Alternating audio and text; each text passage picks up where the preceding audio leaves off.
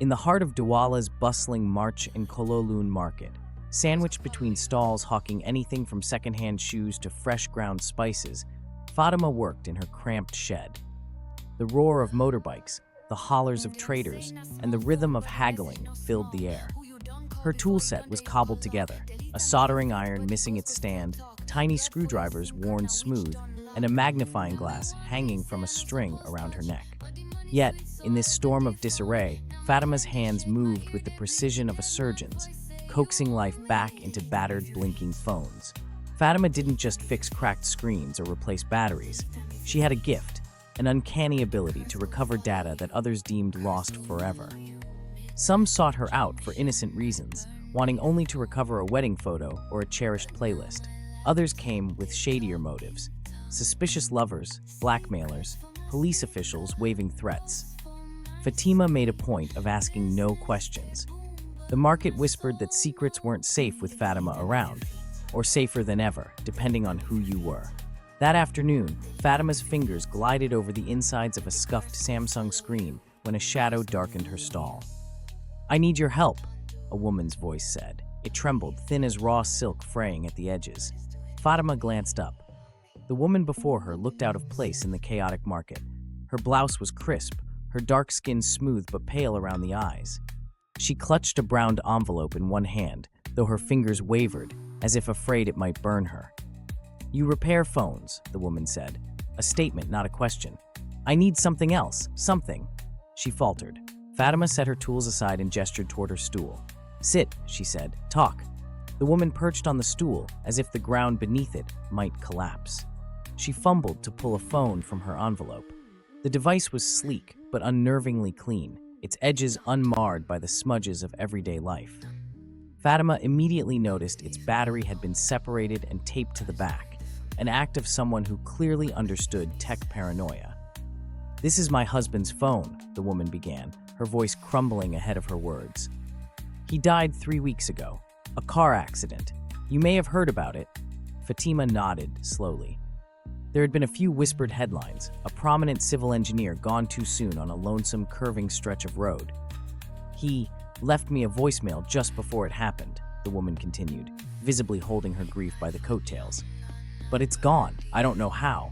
Maybe I deleted it by mistake or—" "You want it back," Fatima finished, cutting through the fragile haze. "Yes," the woman said, nodding with the desperation of someone drowning.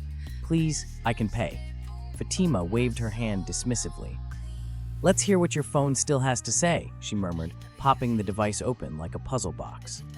The work made her forget the minutes.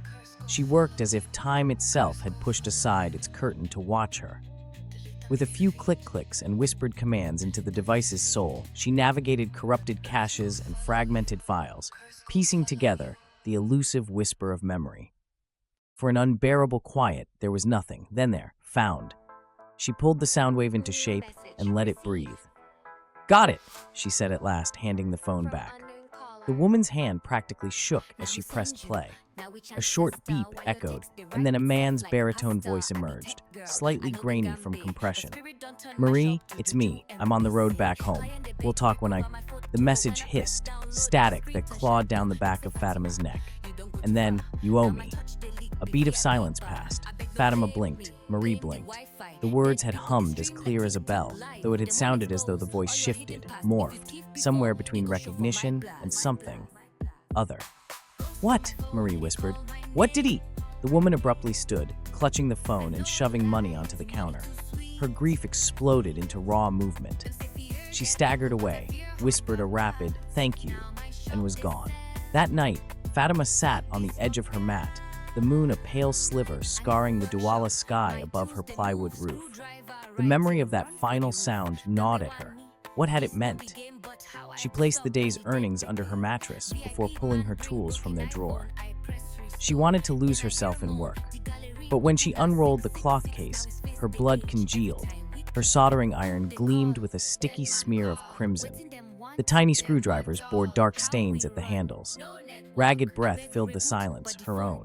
The next day, customers came with their usual grievances and shattered glass. But Fatima's hands faltered over repairs. Her tools whispered to her. Each touch unlocked faint, cryptic murmurs. She willed herself to ignore them, but the question pounded at her skull. Had retrieving that voicemail done this? Her answer came, ironically, in the form of an old man she had only ever seen from afar. Then ngambe arrived at her stall as the sun burned low, his small face framed by wiry white hair. "You've disturbed something," he said without introduction.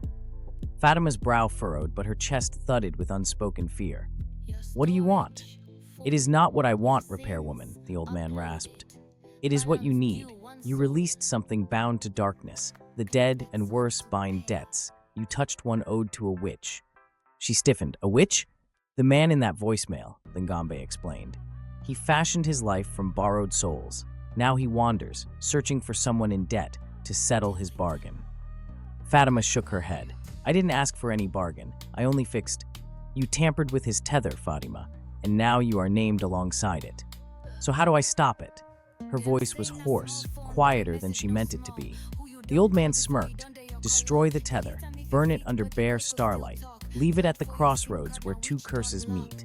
Midnight will tell you if he forgives." When midnight came, Fatima walked alone to a deserted crossroads where the market road kissed a forgotten dirt trail. In her trembling hands was the phone, wrapped carefully in a banana leaf splattered with ash. She could not explain her own conviction, but she doused the phone with oil from a chipped lantern her uncle once gave her and lit it aflame. Its hiss twisted into something human, or almost human. For the first time that evening's silence tore apart. A faint scream, no, a laugh, rippled before the device shriveled to embers. Fatima left without a glance back. She arrived home as dawn threatened her silhouette, heart heavier than her muscles. Yet, something had shifted. The tools beneath her cot looked restored, clean. The whispers, gone. Until, days later, she touched a new phone brought by a customer. "Find the medicine," it hissed in her mind. The whispers had returned, but they weren't angry. They brought truths. Customers unknowingly sought her not just for repairs, but because their lives now unknowingly unwound secrets through her fingertips. Many left grateful for more than just phone repairs. Fatima's name grew legendary in the bustling market, and though her labor grew tough, business had never been better. The cost of secrets, she'd learned, wasn't paid in coin. It was a burden carried in silence. And for Fatima, whispers coursing beneath the cracks in a smartphone screen had become familiar companions.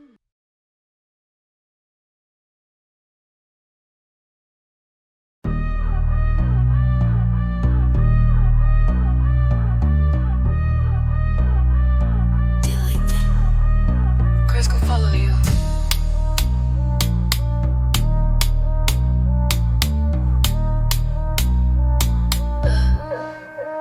Them say na small phone, but the message no small. Who you don't call before you don't dare your call log. Delete them if you fit, but the ghost go still talk. Blood for your SIM card, now which don't lock. Ngambe want me, say I no supposed touch, but the money sweet, so I open the phone. Now my hand they shake, my ear they bleed. The dead man voice say you owe me. Delete them if you fit.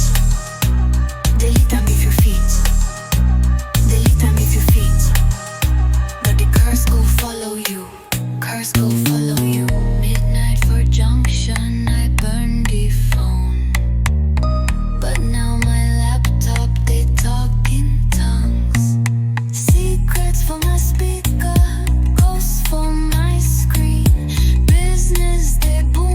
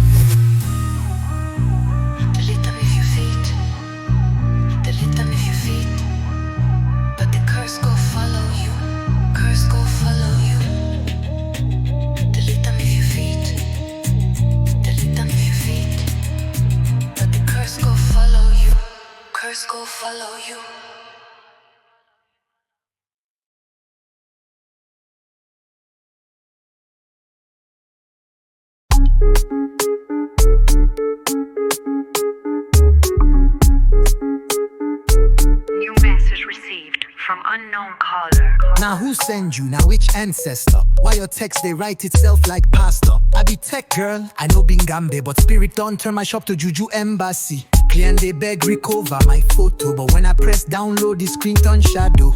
Them say Fatima you don't go too far. Now my touch they leak VIP bar. I beg no blame me, blame the Wi-Fi.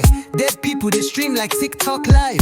Them want expose all your hidden past. If you thief before, he go show for my grind. Goes for my phone, he they call my name. I no go lie, the money too sweet, too sweet. Them say fear dead people, but I fear hunger pass. Now my shop they sell secrets for cash. Then they talk. Midnight for workshop, my tools they move. Screwdriver writing run for the roof. Gambe want me, this no big game. But how I go stop when the dead they pay? VIP man bring broken iPhone. I press restore, then I hear moan. The gallery open, na 666. Now his face the age every time we click. Who they call? Dead man call. Waiting them want all. How we run? No network. I beg reboot, but the phone don't lock. Who they call? Dead man call. Waiting them want all. How we run? No network. I beg reboot, but the phone don't lock. Goes for my phone. Goes for my phone. Goes for my phone. Did they call my name? Them say fair dead people, but I fear hunger pass. Goes for my phone. Goes for my phone. Did they call my name? Them say fear dead people, but I fear hunger pass. Your storage full, your sins uploaded, balanced you. One thought.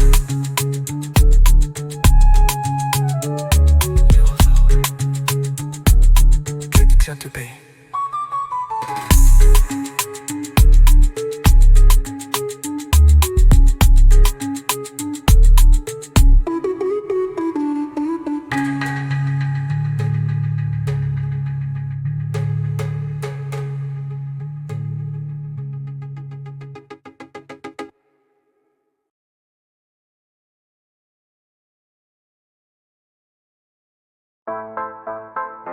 New message received from unknown caller. Now who send you? Now which ancestor? Why your text they write itself like pasta? I be tech girl, I know ngambe, but spirit don't turn my shop to juju MBC. Client they beg recover my photo, but when I press download the screen turn shadow. Them say Fatima, you don't go too far. Now my touch they leak be VIP bar. I beg no blame me, blame the Wi-Fi. Dead people they stream like TikTok live. Them want expose all your hidden past. If you thief before, it go show for my blast. For my phone, they call my name. I know go lie, the money too sweet. Them say fear dead people, but I fear hunger pass. Now my shop they sell save bees for cash. I never workshop, my tools they move. Screwdriver writing run for the roof. Gambe want me, this no big game, but how I go stop when the dead they pay? VIP man bring broken iPhone, I press restore, then I hear moan. The gallery open at 666, now his face the age every time we click. Who they call? Dead man call. Waiting them want all. How we run? No network. I beg reboot, but the phone don't lock. Goes for my phone, they call my name. I know go lie, the money too sweet. Them say fear dead people, but I fear hunger pass. Now my shop they sell site sits for cash. Goes for my phone. Goes for my phone. Goes for my phone, they call my name. Them say fear dead people, but I fear hunger pass.